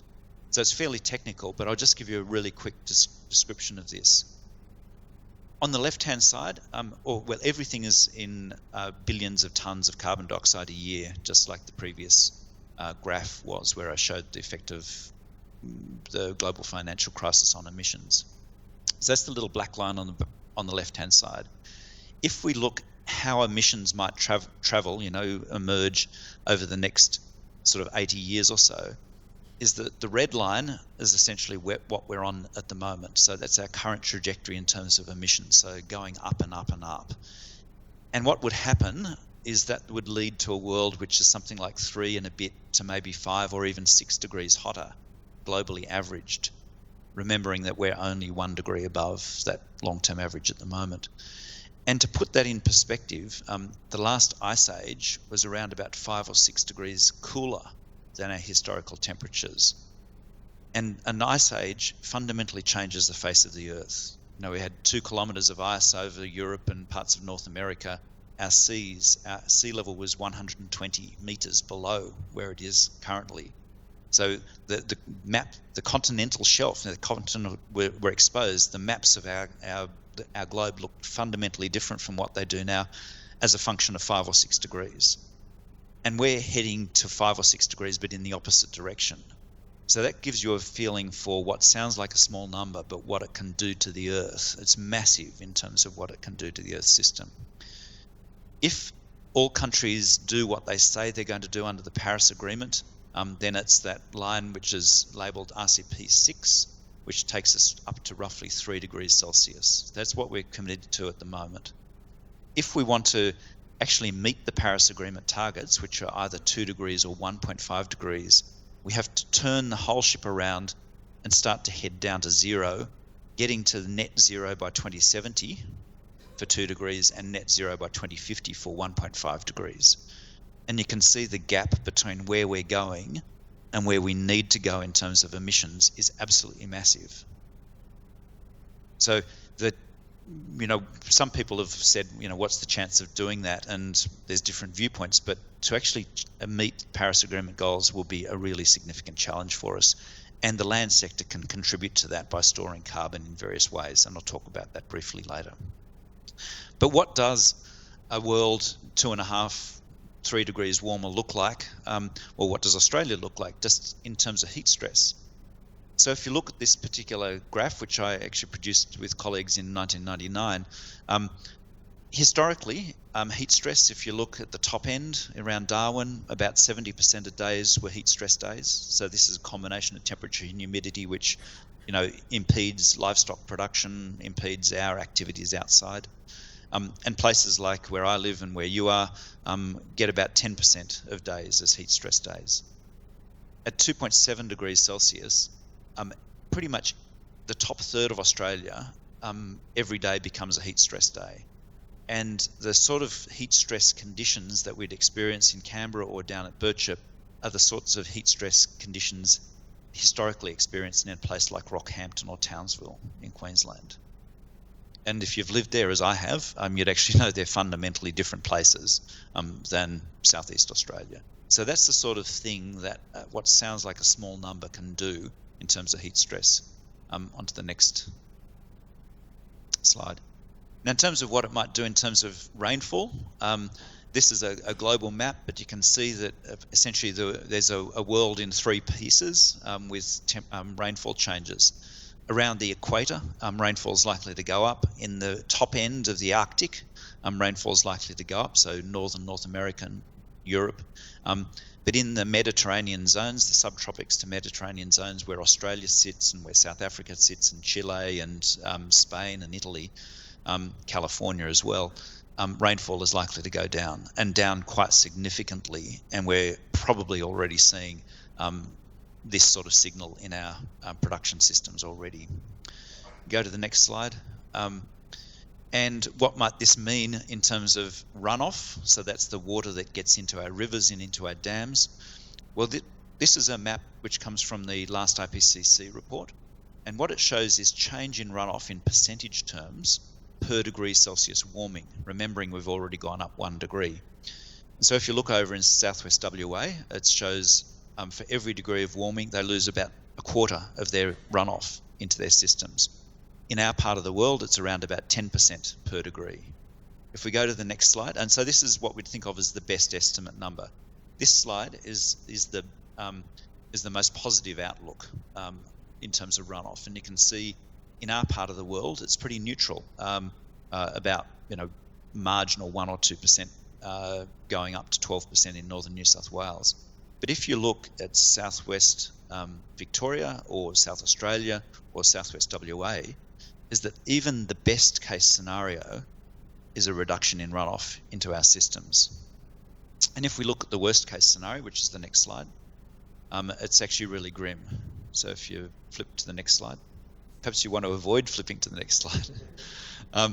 But But this is the worst case scenario, and you can see that effectively everywhere in Australia is likely to get drier, reduced runoff into our dams. In our part of the world, it's about 20% per degree. Over in WA, it's 30% per degree.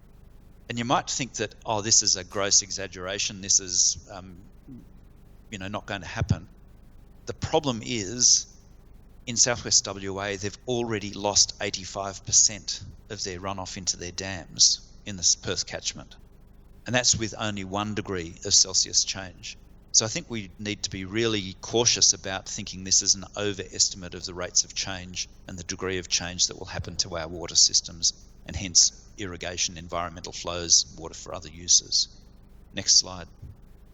And the last slide on that future projections is about variability again, the sort of risk associated with variations in our climate.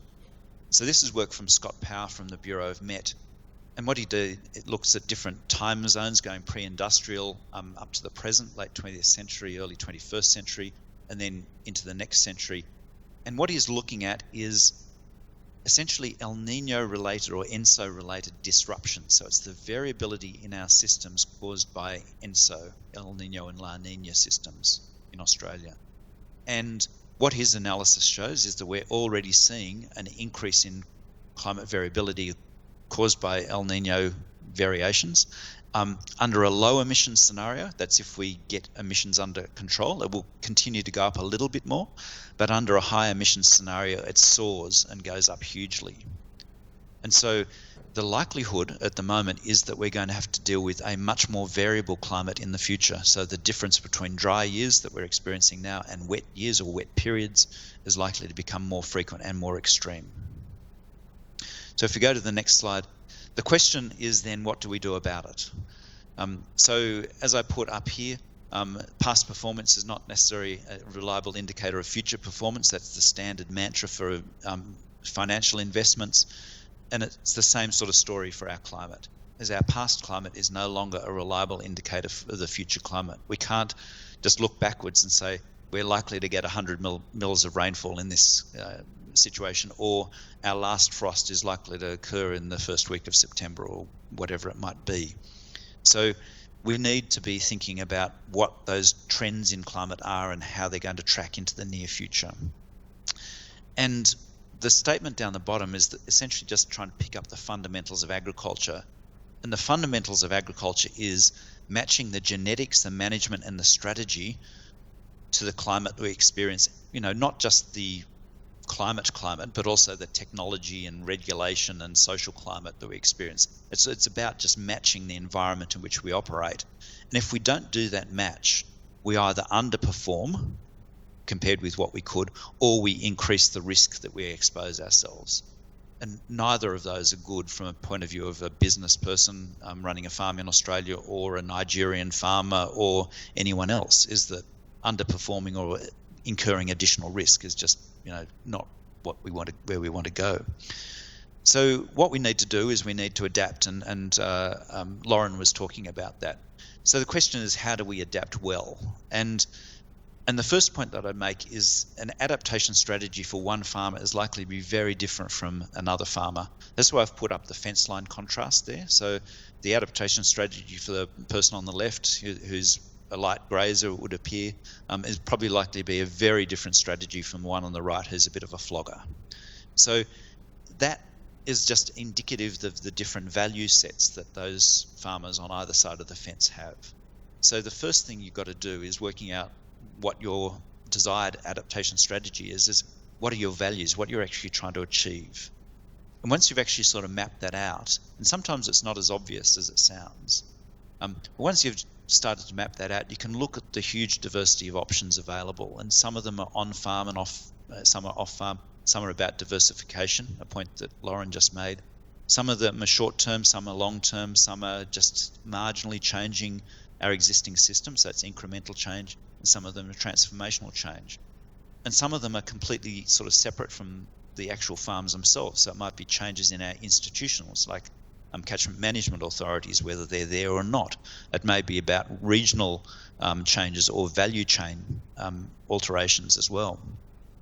So all of these adaptations involve costs, because they involve some degree of change. But there's always done in the anticipation that you'd be better off than you would be otherwise. Because if you weren't anticipating that, you wouldn't do it. You're always doing it because you think you'll be better off. And that's one thing, is that adaptation is a really positive message. It's about how to be better off in a changing environment. So it's a really common sense thing to do and to engage with well. The other thing we've found in various studies is that when we actually look at farmers who are adapting to the changes in climate they're seeing, they feel empowered and they feel they have reduced stress. So they're actually feeling a lot happier about the decisions they're making, because they're not got cognitive dissonance saying, we're observing change, but we're refusing to respond to that, because that just opens up risk and it opens up underperformance. And that's not what we want. And so that just causes stress for people when that's starting to happen and they start to respond to the wrong signals. Next slide. So one of the first things to do in terms of adaptation is just simply efficiencies. So I think Peter Heyman talked about that earlier today. It's about how do you improve efficiencies in your system, and frankly, a lot of Australian farmers are pretty close to the risk-return frontier right now. If you weren't, you probably wouldn't be farmers anymore because you'd go out of business. But if you're not at that risk-return frontier, so that's that area where your sort of risk manages your productivity. So you can see it's usually a curved line. So if you go for a more risky high input system, your productivity goes up a little bit, but not proportionately. So a lot of farmers in lots of parts of the world are operating way below that risk return frontier. And so the first cab off the rank in terms of adaptation is simply becoming more efficient and moving towards that risk frontier in some way, or using new technologies to expand that risk frontier. So for a given level of risk, you can be much more productive by using different technologies. The second thing is that when people like Steve Crimp and Hum Van Rees and others have gone out and talked with farmers, I think this example actually came from your part of the world, and talk with farmers over multiple years, is that when farmers are first engaged about climate change, the first thing they said is, okay, well, to respond to climate change, we'll respond with our agronomy. We'll do change in stubble retention, or change in varieties, or change in sowing dates and things like that. But when they've actually been participating in a process that led them through multiple strategies for managing climate change, where they ended up as seeing what was most important was the strategic decision making. So it's not the agronomic short-term tactical stuff, it's actually the strategic long-term stuff which they actually recognized was the most important thing. So it's all about building strategic management skills in terms of climate adaptation. So if we go to the next slide. And so part of that strategy is actually about recognizing what might be the sort of future you're adapting to. So this is an approach that Peter Heyman developed, thinking about future climates. So he talks about modeling the future, or visiting the future, or preparing for the future, or remembering the future. So if you go to the next slide, just briefly describe those, and Peter is obviously better placed than I am to talk about these. But the sort of explanation for each of those little phrases.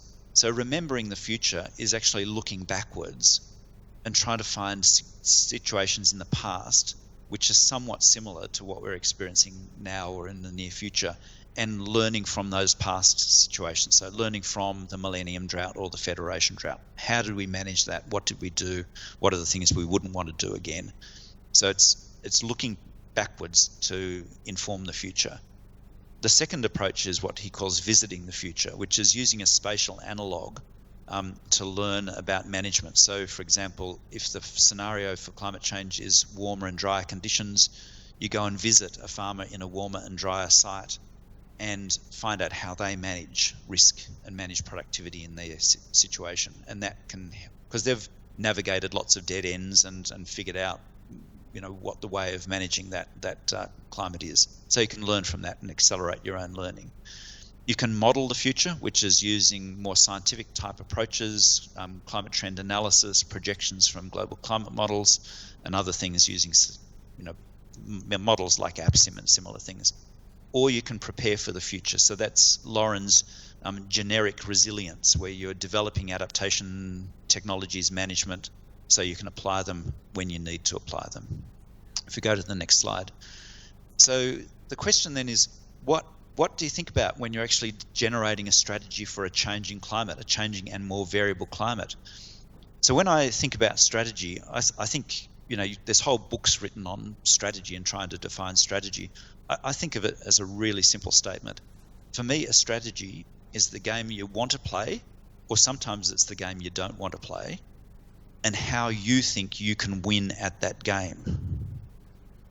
And if you didn't think you could win at that game, it's not a good strategy. If it's not the game you want to play, it's not a good strategy. So it's a really simple way of thinking about where you want to go and why you want to go there. And so if you're thinking about strategic stuff under climate change, what's your strategy? Are you managing for the old climate or the new, the one that I've talked about? In terms of valuing your strategy, it's really important to value your assets. And a lot of people focus on your farm as your asset or your machinery, etc. I actually think the most valuable asset of most farmers is what's in your head. It's that experience, that ability to juggle many, many different balls and come out with a good outcome. And think about the past and think about the future in the process. If you're thinking about a good strategy, what are you farming for? Is it farming for commodities like you've done in the past, wheat and canola and stuff? Or is it farming for energy? So this picture here, which has bioenergy and wind power, both old and new wind power, on the one landscape. And I think there's huge prospects in terms of farming for energy in our farming landscapes. And I'm sure Peter Mailer would have talked about that before me. Is it farming for carbon? So you can see the trees on the hill. So if you're starting to think about farming for carbon in trees, shrubs, soils, there's some prospects for doing that, but a lot of times it's overhyped.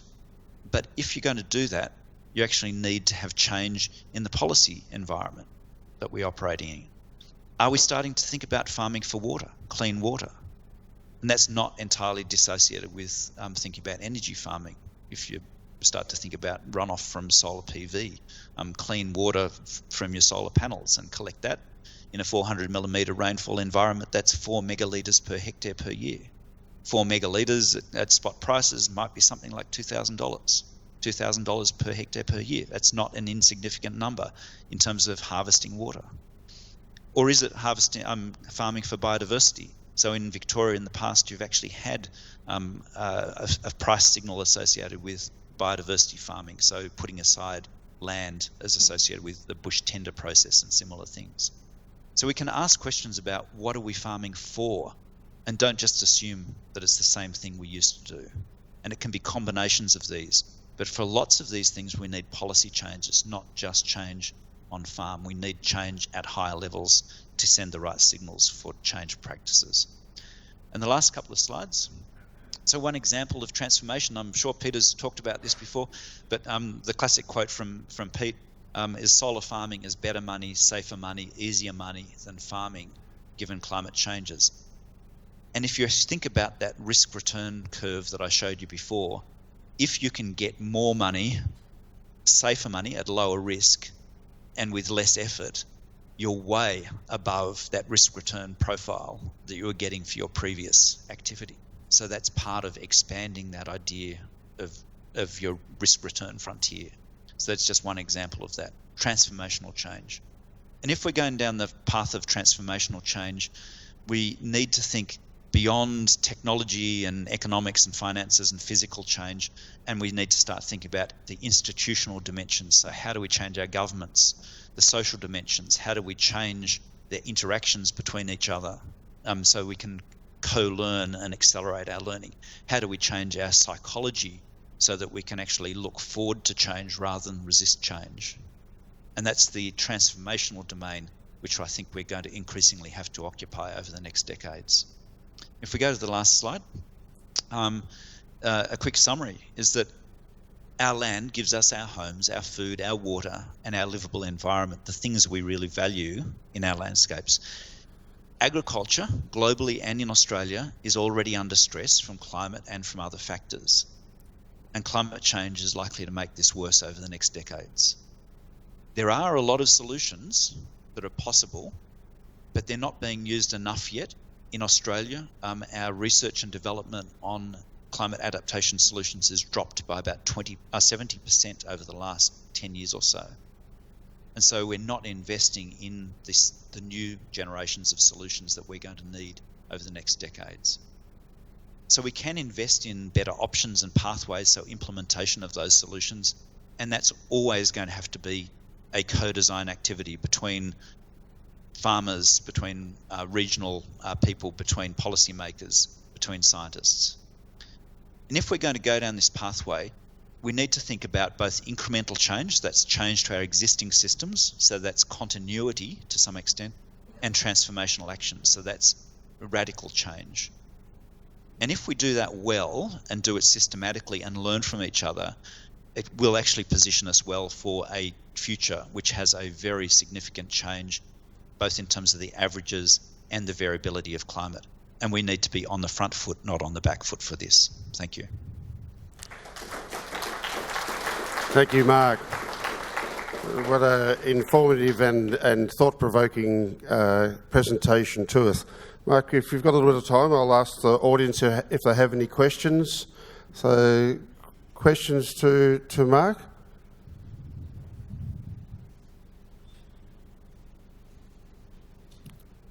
It looks like you've done a fantastic job, Mark. They're all gone very quiet.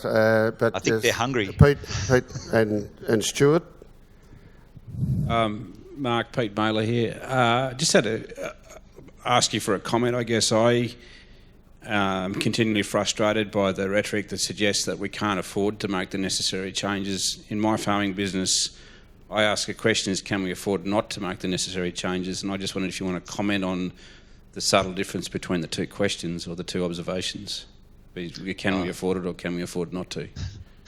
No, look, I'm entirely on the same wavelength as you, Pete, as that we can't afford to ignore these changes. They're so fundamental to how things operate in our systems, whether it's our farming systems or energy systems or our cities.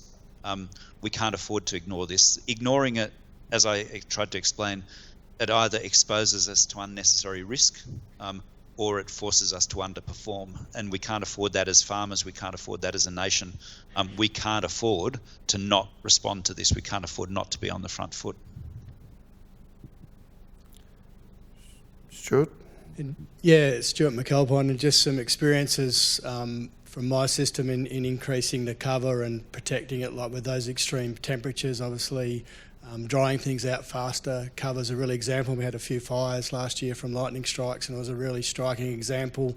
Ripening off this year where the finger fire went, like it was completely ripened off compared to where it didn't. The crops were still green, and like with a really activated soil biology system at home, like, you know, I'm seeing sometimes 5 degrees difference in my soil temperature compared to my neighbours, which again provides a bit of a blanket, as long as you've got something living there to keep that biology going. So that's another challenge as well, extending and having greener systems for longer.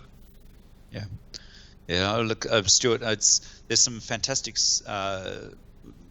innovation happening across Australia, in many cases world leading, looking at much more effective farm management and cover management. And if you think about it, if you've got a decent ground cover, whether it's green or just litter, you're reducing your soil water loss component, and that can be huge in particularly in dry environments.